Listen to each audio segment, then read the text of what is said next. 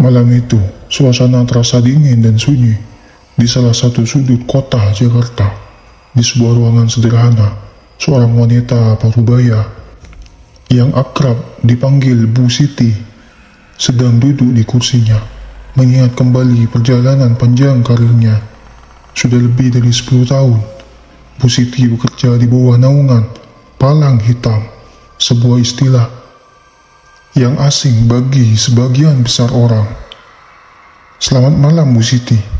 Malam ini bisa cerita sedikit tentang apa itu Palang Hitam? Tanya seseorang pemuda yang sedang melakukan wawancara. Bu Siti tersenyum tipis. Palang Hitam ya, sebutan itu muncul dari para polisi. Kami adalah tim yang mengurusi jenazah-jenazah terlantar di DKI Jakarta. Jenazah yang tidak ada keluarganya, korban kecelakaan, pembunuhan, bahkan bunuh diri, semua kami tangani. Pemuda itu mengangguk, masih tampak bingung dengan apa yang didengarnya. Jadi pekerjaan ibu seringkali berhadapan dengan kondisi jenazah yang tidak utuh. Bu Siti menatap pemuda itu dengan tatapan tenang. Sering sekali, bahkan ada kalanya kami menemukan jenazah dalam keadaan yang sangat mengenaskan. Bagian tubuh yang tercerai-berai atau yang sudah mulai membusuk. Pemuda itu mencoba membayangkan, tapi seketika merinding. Bagaimana ibu bisa tenang? Saya saja, sebagai orang biasa, melihat jenazah dalam keadaan seperti itu, pasti sudah tidak sanggup. Saya sudah terbiasa, nak. Ini adalah pekerjaan yang harus kami lakukan. Kalau kami takut, siapa lagi yang akan mengurus jenazah-jenazah itu? Mereka juga manusia yang layak mendapatkan pemakaman yang layak, jawab Bu Siti dengan penuh keteguhan. Pemuda itu semakin kagum dengan sosok Bu Siti. Ibu sering memandikan jenazah juga ya? Apalagi yang tidak ada keluarganya. Betul sekali. Di panti-panti atau rumah sakit, jika jenazah tidak ada yang mengurus, kami yang turun tangan. Tapi jujur saja, ada momen-momen yang cukup menyeramkan. Seperti apa, Bu? Apakah ibu pernah mengalami kejadian horor selama memandikan jenazah? Tanya pemuda itu dengan antusias. Bu Siti terdiam sejenak, seolah-olah mengingatkan sesuatu yang mengerikan. Pernah, ada satu kejadian yang tidak akan pernah saya lupakan. Saat itu saya sedang memandikan jenazah seorang pria tua. Tiba-tiba jenazah itu bergerak dan bangun. Pemuda itu terbelalak kaget. Bangun? Apa yang ibu lakukan? Saya terkejut. Tentu saja, antara percaya dan tidak percaya. Saya hanya bisa terdiam. Lalu saya berdoa meminta perlindungan kepada Allah. Dalam situasi seperti itu, kita hanya bisa pasrah dan berharap semuanya baik-baik saja, jawab Bu Siti sambil menarik napas panjang. Hari itu, tiba-tiba telepon berdering. Panggilan datang dari sebuah panti yang meminta bantuan untuk memandikan jenazah seorang nenek yang baru saja meninggal dunia. Bu Siti yang telah berpengalaman memandikan jenazah selama bertahun-tahun segera bergegas menuju panti tersebut. Setibanya di panti, Bu Siti ditemani oleh seorang rekannya. Mereka segera menuju kamar jenazah, di mana tubuh sang nenek terbujur kaku, menunggu prosesi pemakaman. Waktu menunjukkan jam 10 pagi. Suasana di kamar jenazah terasa hening dan penuh kesedihan. Biasanya kita memandikan jenazah dengan 2 orang kan, Bu? Tanya rekannya yang sedikit gugup. Iya, tenang saja. Kita mulai saja seperti biasa, jawab Bu Siti dengan tenang. Prosesi dimulai dengan khusyuk. Mereka membersihkan tubuh sang nenek dengan penuh hormat, seperti yang selalu mereka lakukan. Namun, tiba-tiba sesuatu yang aneh terjadi saat prosesi hampir selesai. Saat mereka sedang membaca doa, sang nenek yang seharusnya telah meninggal tiba-tiba bangun dan duduk. Kejadian itu mengejutkan semua orang di ruangan. Rekan Bu Siti yang berada di sana langsung melangkah mundur antara ketakutan dan kebingungan. Salah satu pengurus panti yang ada di sana pun tampak pucat. Dia punya pegangan katanya. Mungkin ini alasan kenapa hal seperti ini bisa terjadi, ujar pengurus panti itu dengan suara bergetar. Bu Siti, meski hatinya berdebar kencang, tetap berusaha tenang. Ini adalah tugasnya dan dia harus menyelesaikannya. Ini mungkin ujian buat kita. Kita harus tetap melanjutkannya, kata Bu Siti sambil melanjutkan doa. Namun tak lama setelah itu, nenek tersebut kembali berbaring, seolah-olah kembali ke alamnya. Tapi kejadian tidak berhenti di situ. Sekitar 15 menit kemudian, nenek itu kembali bangkit, kali ini dengan gerakan yang lebih kuat. Rekan Bu Siti sudah kabur keluar, tak sanggup lagi menahan rasa takutnya. Bu Siti berusaha tetap tenang, meski hatinya penuh ketakutan. Kalau saya kabur, siapa lagi yang akan menyelesaikan tugas ini? Pikirnya. Dia terus membaca doa, berharap segala sesuatunya akan kembali normal. Kejadian semakin aneh ketika setelah beberapa saat, nenek itu tiba-tiba mengangkat tubuhnya dan jatuh terhempas ke ranjang, seperti seseorang yang dengan sengaja membanting dirinya. Tubuhnya langsung terdiam, tak bergerak lagi. Nenek itu akhirnya meninggal dunia untuk yang terakhir kalinya. Bu Siti meskipun terguncang, berhasil menyelesaikan tugasnya. Dia menyiapkan tubuh nenek itu untuk pemakaman, sementara pikirannya masih terpaku pada kejadian aneh yang baru saja terjadi.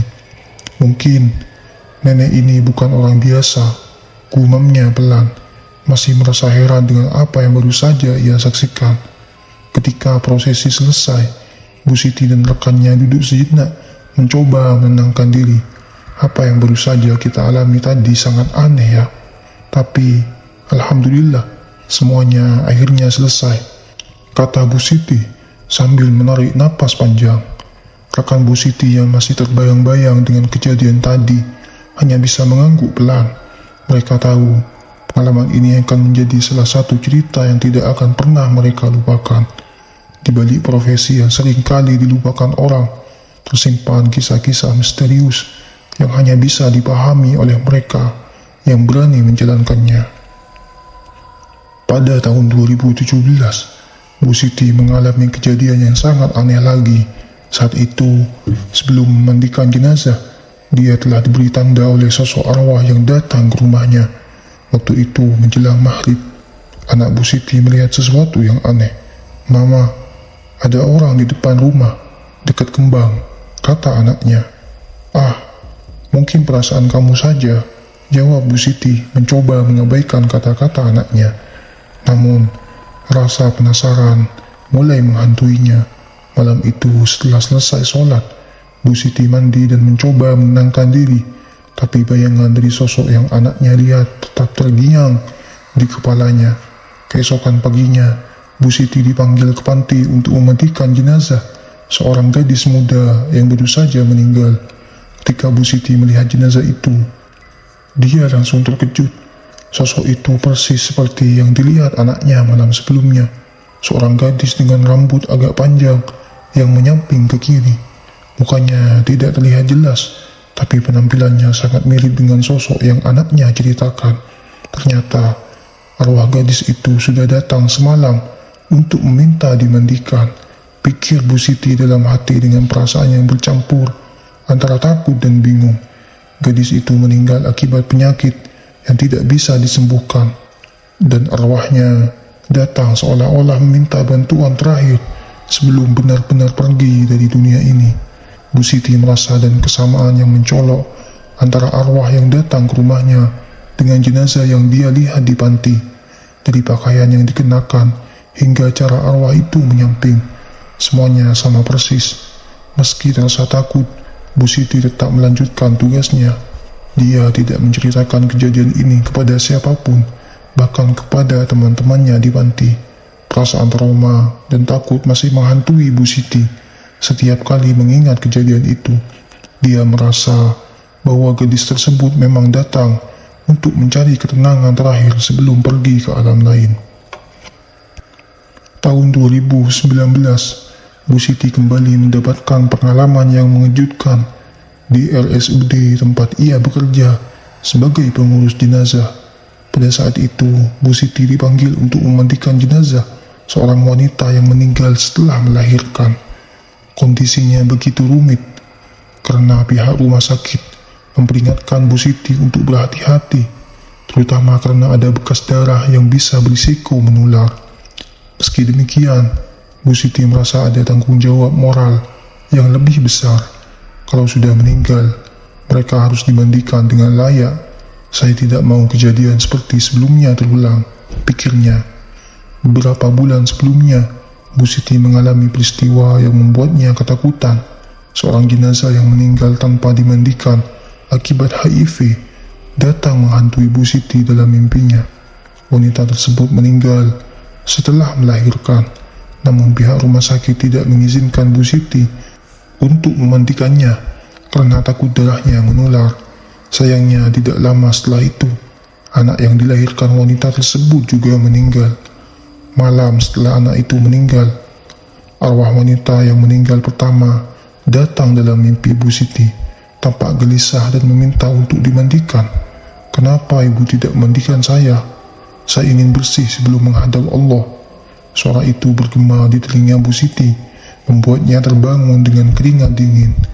Setelah kejadian itu, Bu Siti bersumpah bahwa apapun kondisinya, dia akan tetap memandikan jenazah dengan sebaik mungkin. "Saya tak mau lagi mengalami mimpi seperti itu," ucapnya. Saat di RSUD tahun 2019, Bu Siti harus memandikan jenazah yang telah 4 hari berada di dalam kulkas. Ketika ia membuka pempes jenazah tersebut, tiba-tiba kaki kanan jenazah bergerak, diikuti oleh kaki kiri. Bu Siti terkejut dan terpaku melihatnya. "Astagfirullahaladzim," bisiknya. Tubuhnya terasa kaku, namun matanya terus menatap jenazah itu. Teman-temannya yang ada di situ juga terdiam, tak percaya dengan apa yang baru saja mereka lihat. Meski demikian, Bu Siti mencoba tetap tenang. Dia menyelesaikan tugasnya dengan hati-hati, memastikan bahwa jenazah itu dimandikan dan diperlakukan dengan hormat. Pada suatu malam, Bu Siti mendapatkan panggilan tugas untuk mengambil keranda jenazah di lantai atas RSUD tempat ia bekerja. Waktu sudah menunjukkan jam 1 dini hari dan suasana di rumah sakit itu begitu hening. Seperti yang telah sering ia alami, Bu Siti tetap berusaha tenang meski merasakan getaran aneh di dalam dirinya. Saat ia berjalan ke ruangan tempat keranda disimpan, tiba-tiba terdengar suara bantingan keras dari dalam. Suara itu membuat bulu kuduknya meremang. Namun Bu Siti tetap melangkah, meskipun rasa takut mulai menyelinap. Apa yang tadi jatuh? Padahal tak ada siapa-siapa di sini, pikirnya dalam hati. Sampainya di ruangan itu, Bu Siti mendapati keranda sudah dalam posisi terbalik di lantai. Dengan nafas terengah-engah, ia mencoba membalikkan keranda tersebut, tapi perasaannya tetap tidak tenang. Terbayang dalam benaknya pengalaman-pengalaman mistis sebelumnya, seperti jenazah yang bergerak sendiri saat dimandikan, atau suara-suara aneh yang sering ia dengar saat bekerja sendirian. Setelah berhasil mengangkat keranda, Bu Siti buru-buru keluar dari ruangan itu. Namun langkahnya terhenti saat ia mendengar suara lain yang datang dari belakangnya, seperti langkah kaki yang mengikuti dari kejauhan. Ia memutuskan untuk mempercepat langkahnya, tak ingin berlama-lama di sana. Namun langkah itu terasa semakin mendekat. Ketika akhirnya ia tiba di lantai bawah, Bu Siti disambut oleh teman-temannya yang lain. "Ada apa, Bu?" tanya salah satu temannya yang melihat wajah Bu Siti pucat pasi. "Tidak apa-apa, hanya sedikit kaget saja," jawabnya sambil mengatur nafas. Namun, kejadian itu masih terus terngiang-ngiang di benaknya. Bukan hanya suara-suara aneh atau keranda yang jatuh, tapi juga sosok-sosok misterius yang pernah dilihatnya. Pernah suatu kali saat sedang sholat di ruang dinas yang dekat dengan bekas pemakaman Belanda, Bu Siti melihat sosok wanita berpakaian pengantin berdiri di dekat pintu besi. Wajahnya cantik, namun mata Bu Siti tahu bahwa sosok itu bukanlah manusia biasa. Setelah mengucapkan salam dan menyelesaikan sholatnya, Bu Siti mencoba mengalihkan pandangannya kembali ke pintu. Namun sosok itu telah menghilang. "Apa yang barusan kulihat?" bisiknya pelan, berusaha meyakinkan diri bahwa itu mungkin hanya bayangan. Selain cerita tentang sosok hantu pengantin, Bu Siti juga berbagi pengalaman lain yang tidak kalah mengerikan. Sebagai pengurus jenazah, ia sering menghadapi situasi di mana ia harus menangani tubuh korban kecelakaan tragis, seperti orang yang tertabrak kereta atau terjun dari gedung tinggi. Ia menceritakan bagaimana harus mengumpulkan potongan tubuh korban, menyusunnya kembali, dan membawanya ke rumah sakit untuk dipersiapkan sebelum diserahkan ke keluarga korban. Pekerjaan ini tidak hanya memerlukan keterampilan teknis, tetapi juga mental yang kuat. Melihat tubuh yang hancur dan harus mengumpulkannya dengan tenang adalah tugas yang luar biasa sulit. Namun, Bu Siti melakukannya dengan penuh dedikasi, memahami betul bahwa ini adalah bagian dari tanggung jawabnya sebagai seorang yang bertugas merawat jenazah.